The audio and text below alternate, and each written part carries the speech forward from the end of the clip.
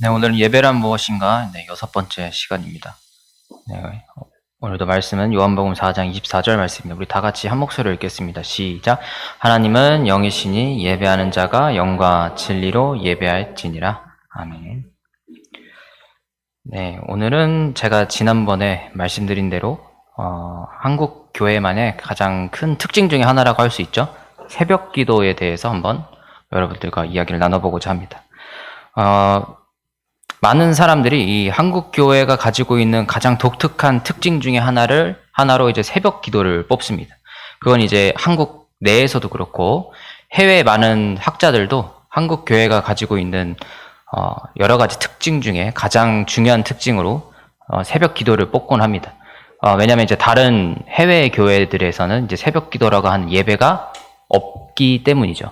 그리고 한국 교회가 이토록 부흥할 수 있게 된 어떤 하나의 원인도 중요한 원인 중에 하나로 이제 이 새벽 기도가 있었기 때문이다라고 이제 보는 사람들도 꽤나 있습니다. 그만큼 이 새벽 기도라고 하는 거는 한국 교회에 있어서 굉장히 중요한 특징이기도 하고 어떻게 보면 우리의 신앙적인 정체성을 나타내는 굉장히 중요한 요소라고도 볼 수가 있는 거죠. 그런데 이제 이 새벽 기도가 우리가 언제부터 시작되었고 어떻게 시작되었고 어떤 근거로 하게 되었는지에 대해서는 사실 한국에 있는 성도들은 별로 고민을 해본 적이 없습니다. 우리는 옛날부터 해왔기 때문에. 물론 이제 관동교회는 새벽 기도를 좀 안 한 지 오래됐어요. 이제 여러 가지 이유들이 교회마다 사정이 있기 때문에. 그럼 이제 어떻게 보면 이 새벽 기도라고 하는 것은 한국 교회만의 전통이라고 볼 수 있는데 오늘 오전 설교랑 좀 연결시키자면 이게 사람의 전통이라고 볼 수 있겠죠. 계명이라기보다는 하나님의 계명이라기보다는.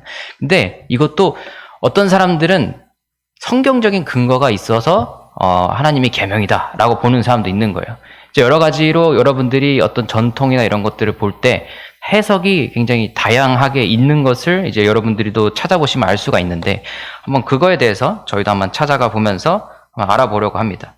자, 그러면은 한국 교회만 이렇게 새벽 기도를 한다고 했을 때 다른 교단은 안 하느냐? 개신교만 하느냐? 한다면 개신교 중에도 안 하는 교단이 있어요. 성공회나 뭐 이런 교단은 안 하기도 해요.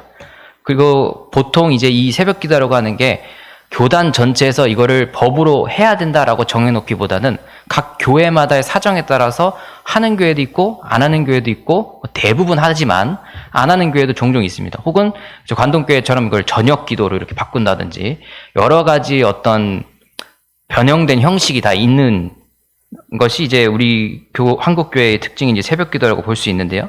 근데 가톨릭에서는 새벽 미사를 드리긴 하는데 이거를 매일 드리진 않아요. 주일 새벽에만 드려요. 그래서 이거를 새벽 미사라고 할 때 우리가 통칭으로 부르는 새벽 기도랑은 전혀 이제 다른 느낌이라는 거죠. 일단 우리가 먼저 여기서 정의를 해야 될 거는 한국에서 오늘날 한국교회에서 부르는 새벽 기도는 한번 정리를 해볼 필요가 있습니다. 이게 용어가 이제 계속 헷갈리면서 나오기 때문에 오늘날 이야기하는 새벽 기도. 여러분들 이거를 기억해 주셔야 돼요. 먼저 오늘날 우리가 이야기하는 새벽 기도는 새벽 시간에 공동체로 모여서 정기적으로 드린다라는 겁니다. 시간은 새벽, 공동체가 정기적으로 드리는 거, 매일 드리는 거예요. 그러니까 이거를 지금 우리가 평상시에 말하는 새벽 기도인 겁니다.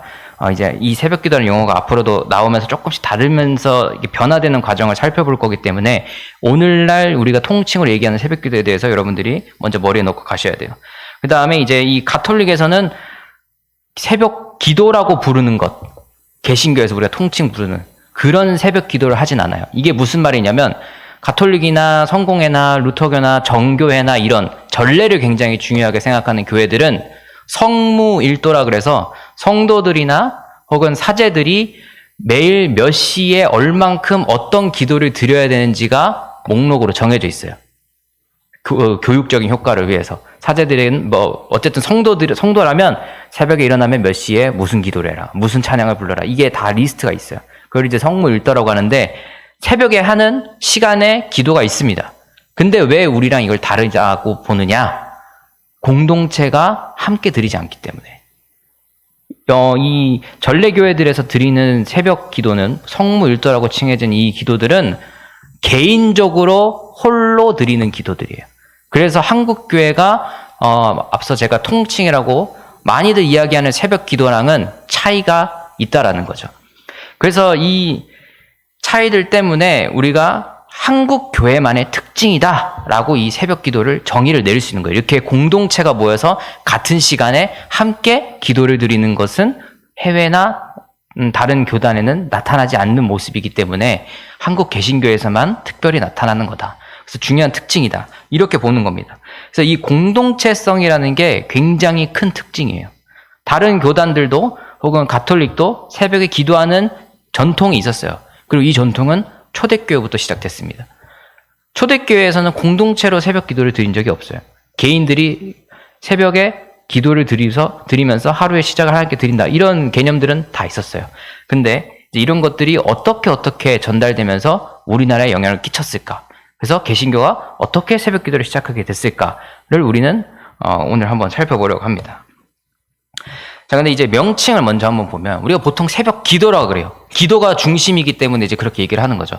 근데 어떤 사람들은 이때 설교를 하기 때문에, 물론 안 하는 교회도 있지만 보통 설교를 하기 때문에 새벽 기도가 아니라 새벽 예배라고 봐야 된다. 이렇게 주장하시는 분들도 있어요. 근데 우리가 예배란 무엇인가를 제가 6번째로 하고 있잖아요. 근데 처음에 말씀드렸듯이 예배라고 하는 이 형식의 어떤 시간 속에서 말씀이 중심으로 두드러지게 나타나서 시작된 거는 처음부터 그러지 않았다고 분명히 말씀을 드렸어요. 2세기에서 3세기 정도의 말씀을, 그 이전에는 말씀 낭독하면 예배가 끝이었어요.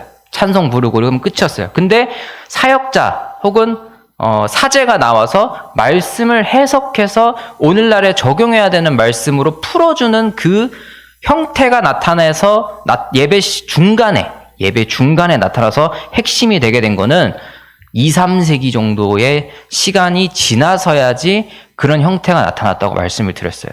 그렇기 때문에 우리가 이런 역사를 알고 있으면 설교가 있어야 예배냐?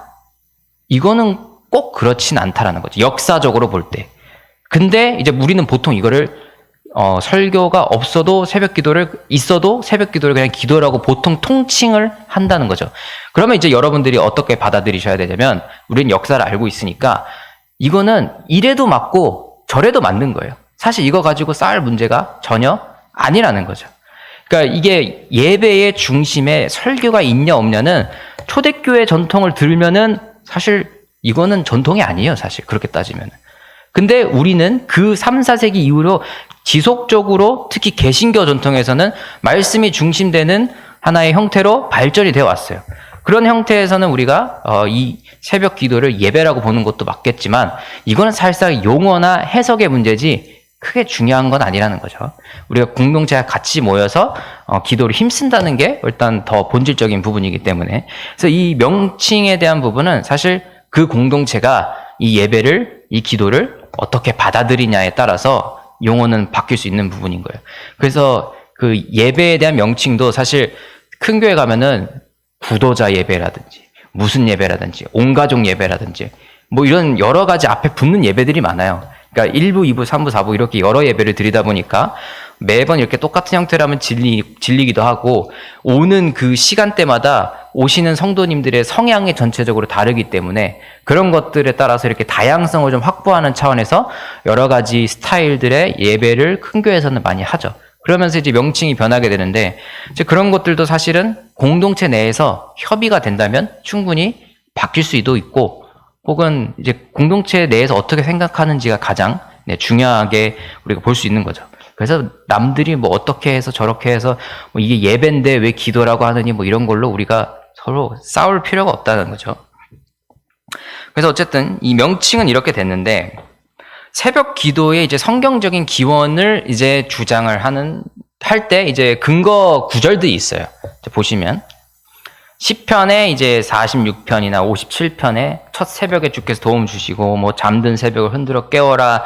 마가복음에 예수님이 이제 동트기 전에 일어나서 외딴 곳에 가셔서 기도하셨다. 이제 이거를 이제 새벽 기도의 근거 구절로서 많이들 사용을 합니다. 근데 이제 제가 말씀을 드렸죠. 우리가 지금 오늘날 한국교회에서 특징적으로 이야기하는 새벽 기도는 뭐가 가장 중요했다? 공동체가 모여서 함께 같은 시간에 기도를 했다는 거예요.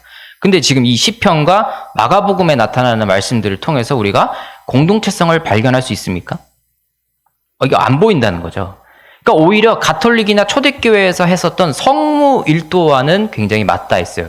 그 전통은 여기서 시작된 게 맞습니다. 성경적 근거가 충분히 연결이 돼요. 근데 오늘날 한국교회에서 하고 있는 새벽 기도는 공동체성이 굉장히 중요한데, 같은 시간에 같은 장소에 모여서 기도를 드리는 거기 때문에. 근데 여기 나타나는 구절들을 보통 이제 이거를 성경적 근거로 내세우는데 그렇게 맞진 않다라는 거예요. 이게 꼭 일맥상통하진 않는 거예요. 그래서 이 한국 교회가 가지고 있는 새벽 기도는 사실상 성경에 적혀 있는 건 아니라는 거예요. 성경에서 너네 해라 라고 해서 지키는 예배 혹은 우리의 전통이라고 보기에는 조금 힘들다.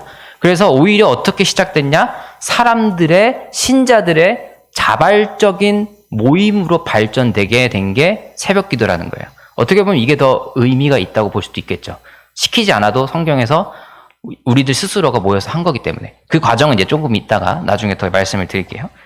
그래서 이 성무일도는 이 성경적인 근거들을 통해서 우리가 연결을 시킬 수 있겠지만, 제가 말씀드린 통칭에 우리가 흔히 말하는 한국교회에서 드리는 새벽 기도는 성경적인 근거보다는 오히려 역사적인 기원을 좀 더 살펴봐야 된다라는 겁니다. 뭐 이게 성경적인 근거가 없다고 해서 이걸 드리면 안 돼, 그런 건 아니잖아요. 여러분, 이거를 우리가 오해하면 안 돼요. 그러니까 전통이라고 하는 것에 있어서 우리가 분명히 구분해야 되는 거는, 분명히 우리의 신앙생활에 유익과 도움을 주는 것들이 굉장히 많이 있었기 때문에 꾸준히 해왔다는 겁니다. 네. 그런 것들의 도움을 우리가 무시할 필요는 없는 거죠. 물론 그게 오늘날 현실에 너무 안 맞다든지 아니면 말씀이랑 너무 대치된다든지 그런 경우에는 우리가 분명히 좀 수정할 수도 있고 아니면은 안 지킬 수도 있는 거지만, 그 시대의 상황에 따라서 우리가 지켜왔던 이 정통들에 대해서 우리가 무시할 필요는 없다라는 거죠. 그래서 이 새벽 기도를 우리가 한번 우리 유래를 한번 이제 살펴보려고 합니다. 여기 오타가 있는데, 불교 두 가지 정도로 나뉘어요. 크게는 새벽 기도가, 한국에서 하는 새벽 기도가 뭐 어디서부터 시작됐느냐라고 할 때 이제 두 가지 정도 얘기가 크게 나옵니다. 첫 번째가 불교랑 무교. 여기서 무교는 무속신앙, 뭐 무당들 할 때 그 무자입니다. 거기서 기원이 됐다라고 하는 이제 설이 있어요. 이거는 이제 보통 많은 사람들이 한국의 새벽 기도를 어디서부터 그 근원을 찾느냐 했을 때, 이게 어쨌든 한국 교회만 있잖아요. 그래서 한국에 토착화된 신앙의 형태다라고 보는 거예요. 그렇기 때문에 이거를 이제 한국적인 상황에서 그 기원을 찾으려고 하는 게 당연한 순서가 되는 것이죠. 그래서 여기에 대해서 두 가지 이야기를 하면서, 첫 번째로 불교, 무교 기원설이 있는데, 불교는 이제 새벽에 예불을 드리던 전통이 있어요. 예전부터. 그래서 이 불교가 드리던 새벽 예불의 전통을 기독교식으로 차용을 해서 만든 게 지금의 새벽 기도다라는 얘기가 있고, 더 잘 알려진 것, 이게 최근까지는 아니고 한 20년 전까지는 이게 메인 주류의 기원에 대한 가설이었는데, 무교의 전통을 가지고 왔다.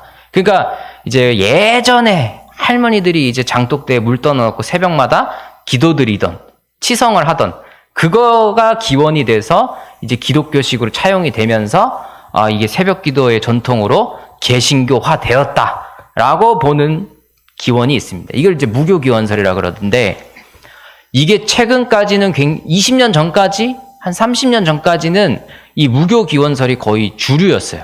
거의 이렇게 생각을 했어요. 근데 최근에는 다른 이야기들이 이제 나오기 시작을 합니다.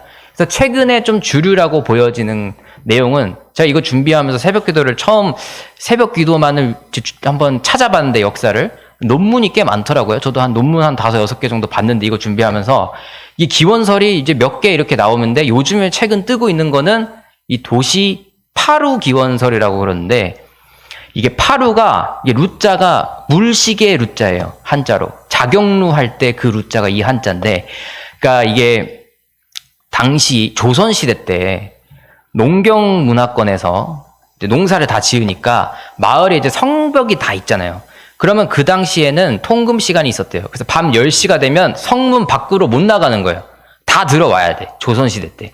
그리고 새벽 4시쯤에 자경루 그 시간이 울리면서 이렇게 종소리를 울리면서 이제부터 통금 이제 사라졌으니까 밖에 나가서 농사 지어도 된다. 보통 그 당시엔 집은 성문 안에 있고 농사 밭은 이제 성문 밖에 있었기 때문에 그래서 이제 농경사회니까 당시에는 이제 도로도 뭐 좋은 것도 아니고 다 마을에 들어와서 안전하게 성벽 안에서 살다가 그다음 성벽 밖에 있는 그 조금 외곽지에서 농사를 지었던 시대였기 때문에 새벽에 그렇게 4시쯤에 종을 울리면서 시간을 알려줬다고 그래요. 그래서 이 시간이 4시쯤에 하면서 사람들이 이제 농사 지으러 가야 되니까 일어나가지고 씻고 세수하고 이제 옷 갈아입고 아침밥은 나중에 먹든지 먹고 나오는 데도 있겠죠. 어쨌든 준비하고 그 이제 성문 앞에서 다 같이 모이는 시간 혹은 교회로 모일 수 있는 시간이 한 4시 반쯤 됐을 거다. 혹은 좀 걸리면 5시쯤 됐을 거다. 그래서 요즘에 우리가 많은 교회들이 새벽 예배를 드릴 때, 새벽 기도를 드릴 때 5시 반 혹은 5시 뭐 이 시간대 드리잖아요. 그래서 그게 이 전통에서 흘러나온 걸 것이다. 이렇게 보는 설이 있습니다. 근데 요즘은 주류가 이 도시 파루 기원설을 따르더라고요. 요즘에는 보통 요걸로 많이 생각을 하고 있습니다. 학자들이. 그래서 이 조선시대 때 있었던 농경시대의 전통에 따라서 4시에 울렸던 그거를 알람으로 일어나서 모이는 시간이 4시 반이나 5시쯤 됐을 것이다. 거기서 했던 이제 자료들이 어느 정도 있기는 하더라고요. 교회들이 모였다는 그 좀 이따 살펴볼 건데 그 시간대가 왜 새벽에 이렇게 됐느냐. 그리고 제가 한 가지 지금 다시 기억이 나서 말씀드린데 이 무교기원설은 우리가 새벽 기도에 대한 이야기를 할 때 항상 빠지지 않고 나타나는 인물이 있어요. 그 평양의 장대현 교회의 길선주 목사님이라는 분이 새벽 기도를 시작했다라는 게 굉장히 많은 사람들이 알고 있는 내용이에요. 근데 이 길선주 목사님이 출신이 도교의 수행자였어요. 그러니까 선무라고 하는 그 당시에 종교가 있었는데 도교를 따르던 분이 목사님이 된 거예요. 근데 도교에서는 새벽에 이제 수양을 하는 그런 게 있었다고 그래요. 그래서 이 길선주 목사님이 도교 출신이니까 이 도교는 이제 그 중국에서 넘어온 뭐 태극문이 있고 뭐 그런 거 있잖아요. 그 도교인데 그 도교를 믿는 사람 출신이니까 새벽에 이렇게 수행하던 거를 본인이 이제 기도를 하다가 계속 그거를 기도로 바꿔서 하는데 이거를 교회에 가면서 적용하면서 새벽 기도로 바꾼 게 아니냐. 그렇게 해서 이제 무교 기원설들이랑 연결되면서 이렇게 나오면 무교랑 도교, 뭐 불교, 뭐 이런 식으로 연결되면서 이렇게 가는데요. 근데 지금은 제가 방금 말씀드린 도시 파루 기원설이 좀 더 우세하다고 말씀을 드렸잖아요. 그래서 이게 농경시대 때 있었던 시간이 시작된 게 지금 오늘날에 정착이 돼서 이렇게 됐다라고 하는 건데 이렇게 이제 생각을 하면 우리가 요즘 드리는 새벽 기도는 사실 농경 문화의 산물이 되는 거예요. 5시 반에 일어나는 거는 사실상 현대인들에게 너무 힘든 시간이다. 라는 거죠. 왜냐하면 농경시대 때는 일찍 일어나서 일찍 시작하고 일찍 끝났어요. 그러니까 이제 집에 일찍 가서 이제 뭐 또 중간에 좀 떠서 더울 때는 쉬기도 했지만 이제 일찍 잠을 자잖아요. 근데 우리는 이제 6시 전에 농경시대 때는 일이 다 끝났는데 현대사회는 야근도 있고 뭐 저녁 6시 전에는 끝나지도 않고 뭐 이런 게 있단 말이죠. 그렇기 때문에 과연 이 파루 기원설에 따르면은 우리가 5시 반에 새벽 기도를 드리는 게 과연 이거는 요즘 날의 현실에 맞는 것이냐. 그래서 이제 여기에 비춰본다면 사실상 저녁 기도회가 현대사회에 맞는 하나의 예배 형태라고도 볼 수도 있겠죠. 이건 여러 가지 해석에 따라서 달라질 수 있겠지만 일단 유래는 이렇다는 거예요. 근데 이게 정착하게 된 과정은 또 이제 다른 거죠. 자, 이제 과정을 한번 볼 텐데요. 역사적으로 볼 때 새벽 기도를 드렸다라고 하는 그 내용이 글로 처음 발견되는 건 1892년이에요. 1892년에 사무엘 마펫 그리고 다니엘 기퍼드 선교사라는 이들이 두 분 선교사님들이 북한 쪽에서 선교를 많이 하고 있어요. 서북 지방에. 그래서 이분들이 성경 공부반, 신학반을 만들어서 이제 사역자들을 양성을 하고 있는 거죠. 여기서 이제 자발적으로 이 학생들의 모임으로 시작된 게 새벽 기도라고 보느냐 아니냐 이건 이제 다 다 전부 다 설인 거예요. 사실 이게 예배가 언제부터 시작됐다라고 하는 거는 우리가 언제부터다라고 이야기를 할 수 있는 게 아닙니다. 시작이 언제부터다 얘기를 할 수가 없어요. 이미 여기에 적혀 있지 않지만 그 이전에 했을 수도 있는 거잖아요. 그래서 제가 말씀드린 게 문서로 처음 발견되는 게 1892년이다라고 말씀을 드리는 거예요. 그래서 우리가 보통 이런 얘기를 할 때는 어떻게 얘기하냐면 새벽 기도가 교단 전체적으로 행해지는 때가 몇 년도부터다. 뭐 이런 식으로 얘기를 하지 누가 언제 어느 교회에서 시작했다. 이거는 조금 이제 힘들다는 거예요. 제가 그 초대교회 역사할 때도 이전에도 있었을 수도 있다. 근데 기록상 발견되는 게 이때부터다. 라고 말씀 항상 드리잖아요. 그거랑 이제 같은 맥락입니다. 그렇기 때문에 우리가 아까 말씀드린 뭐 평양 장대현교회 여기 3번 여기 1909년 이렇게 적혀 있지만 거기서 길선주 목사님이 처음 시작했다라고 얘기할 수가 없다라는 거죠. 그리고 길선주 목사님 시작하기 이전에도 이미 1번, 2번과 같은 새벽 기도의 모습이 문헌상 발견되는 게 이미 있다라는 거예요. 그래서 1909년 평양 장대현교회 여기가 길선주 목사님이 시작한 건데 이거는 첫 번째는 아니다. 절대. 이미 그 앞에 1898년, 1892년에 발견되는 자료들이 있어요. 이 선교사님들이. 그리고 사무엘 마펫 선교사님은 되게 장로교 선교사님인데 당시에 북한 지역의 장로교 선교의 아버지라고 불릴 만큼 굉장히 선교 사역을 열심히 하셨던 분이에요.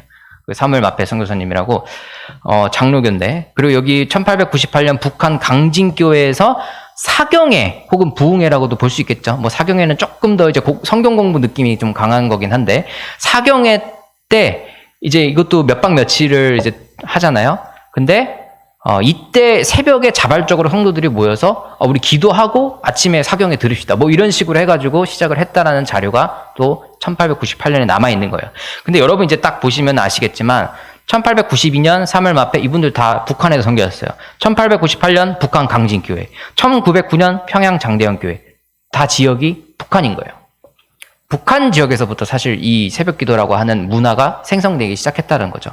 당시에 북한을 이제 많은 사람들이 선교를 시작하면서 여러 가지 이유가 있습니다. 왜 북한을 먼저 선교를 하기 시작됐느냐는, 왜냐하면 이제 서울 같은 경우는 유교 문화권이 강한 조선 왕실이 있는 지역이었기 때문에 기독교가 처음에 받아들여지기 되게 힘들었어요. 근데 평양이라고 하는 곳은 서울이랑 조금 거리가 있지만 옛날부터 수도였던 곳이기 때문에 서울 그 중앙 정치에서 밀려난 이인자들이 많은 도시가 평양이었어요. 그래서 나름 엘리트들인데 밀려난 이인자들이 있었고, 그리고 평양이 우리가 잘 알다시피 그 당시에 개성이랑 뭐 이런 데 가깝다 보니까 상인들이 되게 많이 드나드는 곳이었어요. 그렇기 때문에 교통이 사통팔달하고 사람들이 많이 왕래하는 지역이었기 때문에 외국인 선교사들이 처음 들어가서 선교하기 굉장히 안성맞춤인 곳이었다. 그래서 북한 선교가 우리 지금 기준으로 봤을 때 남한보다 훨씬 더 활성화가 많이 되어 있었고, 평양이 그 당시엔 동양의 예루살렘이라고 불렸을 정도의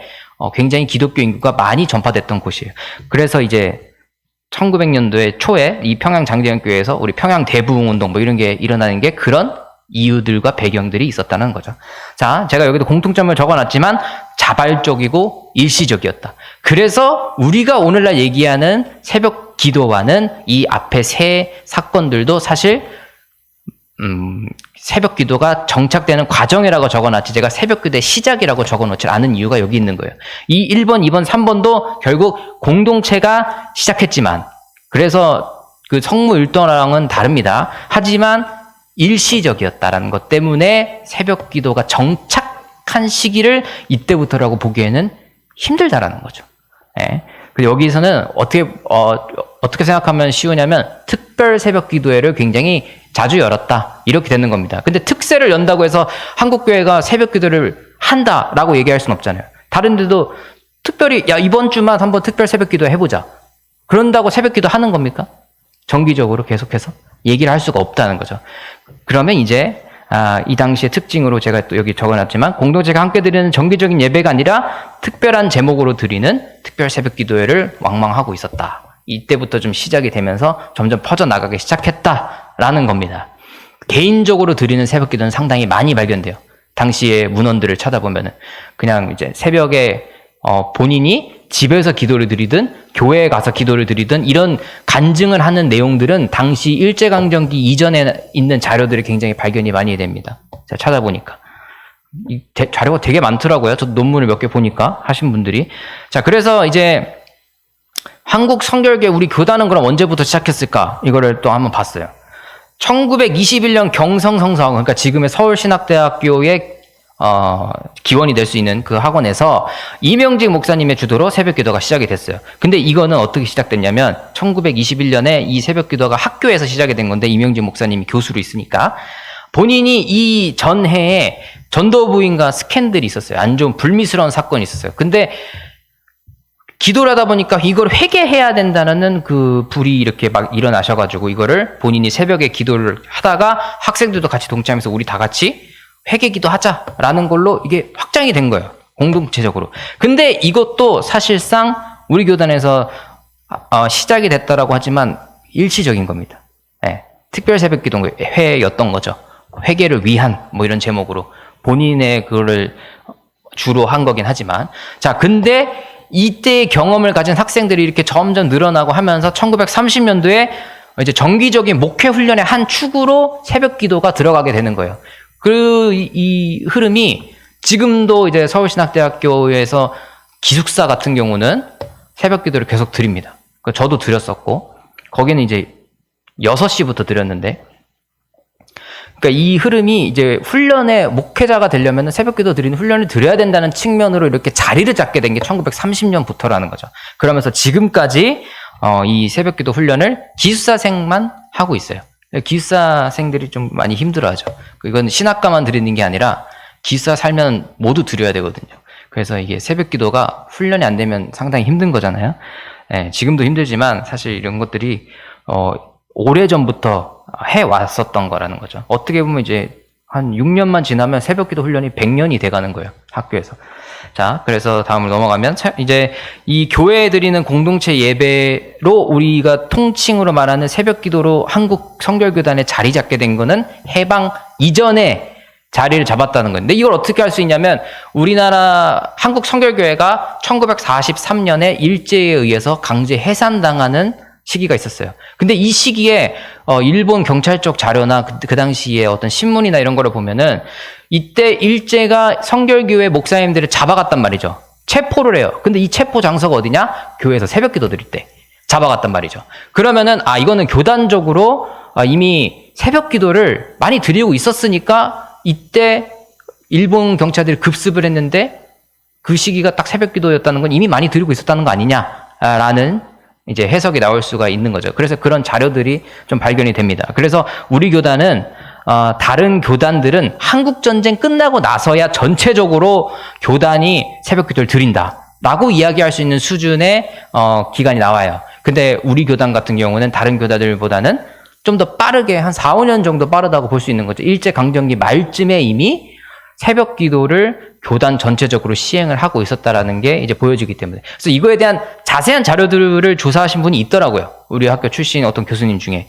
그 호서대학교 교수님인가 그러신데, 그거를 이제 활천이라고 하는 우리 교단지에 실리는 여러 가지 자료들을 가지고 이런 것들을 증빙을 하셨는데, 그것까지 가져오면은 너무 힘들기 때문에 다 한자로 적혀 있고 막 그래가지고 저도 보기 힘들어서 다 그냥 핵심만 가져온 거예요. 그러니까 여러 가지 자료들을 봤더니 우리 교단은 일제강점기 말쯤부터 이미 한국전쟁 이전부터 새벽 기도를 교단 전체적으로 시행하고 있는 전통이 있었다라는 거죠. 그리고 다른 교단들은 한국전쟁 이후에 가야지 그런 교단 전체적으로 드리는 새벽 기도의 모습이 나타나는데, 이때 왜 어떤 의도로 이제 새벽 기도를 점차 확대 시행해 가냐면 구국을 위한 기도라면서 그 제목으로 특별 새벽 기도회를 하다가 전쟁이 길어지잖아요. 그러니까 이제 그게 특세가 전쟁 끝날 때까지 하면은 이제 그게 이미 매일 새벽 기도가 되는 거예요. 그래서 저도 동료들끼리 얘기할 때 요즘 특세 기간 때문에 힘들어라고 하는데 그 특세가 매번 있어. 근데 특별 새벽 기도가 한두 번 해야지 특별한데 이걸 매번 하면 이게 특별해지지가 않거든요. 그러니까 이거를 이제 어떻게 받아들여야 되나 모르겠지만, 이 당시에 우리 다른 교단들에서 새벽 기도회가 그러니까 확대가 될 때는 이런 특별 새벽 기도회들이 점점 늘어나면서 이럴 거면 매일 하시죠, 이렇게 돼서 확대된 부분도 없지 않아 있다라는 게 이제 우리 한국 교회에 나타나는 이 새벽 기도의 어떤 특징이라고도 볼 수 있을 것 같습니다.